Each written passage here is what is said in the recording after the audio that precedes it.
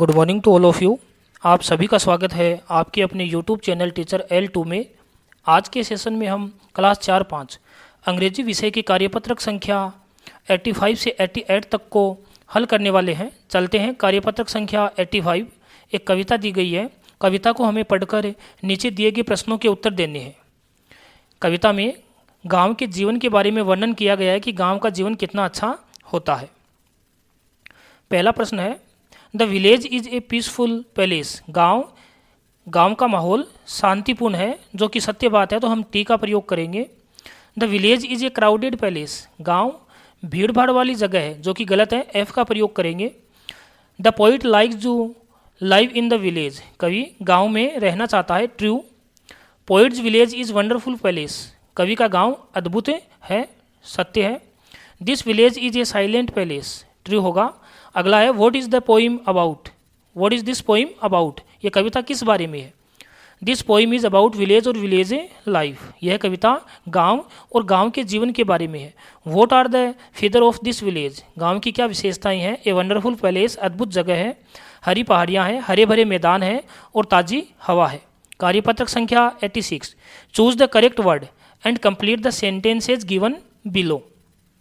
पहला प्रश्न है, Manav will be going to Jaipur next. प्रश्न के आगे हमें दो विकल्प दिए गए हैं। दोनों विकल्पों में से जो विकल्प सही है उसका प्रयोग करते हुए हमें खाली स्थान को भरना है। पहला शब्द है EAR ईयर और दूसरा शब्द है YEAR ईयर, जो कि दोनों की ध्वनि समान है लेकिन दोनों के अर्थ अलग है, तो हम यूज करेंगे YEAR ईयर। अगला है, this plate is for you. I will write an essay. I will see you tomorrow. I need to buy a present for my friend. Titanic was a big ship. Anil loved his son so much. I bought these shoes from a sale. I like blue color. We celebrate Diwali and Eid too. अब हमें नीचे 4 column दिए गए हैं। हमें ऐसे ही और शब्द लिखने हैं जिनकी ध्वनि समान हो लेकिन जिनके मीनिंग भिन्न हो। जैसे पहला है 8 का अर्थ होता है खाना। EIGHT 8 का अर्थ होता है 8। MERRY मेरी का अर्थ होता है प्रसन्न और MARRY मेरी का अर्थ होता है विवाह। अगला है RIGHT राइट, सही। WRITE राइट, लिखना। PRAY प्रे का अर्थ होता है प्रार्थना करना और PREY प्रे का अर्थ होता है शिकार करना। इसी प्रकार आगे के शब्द हैं लाइट, सी, मीट, फेयर, कैरेट, नाइट और नाइट। कार्यपत्रक संख्या 87। Complete the description of these picture using has और हैव।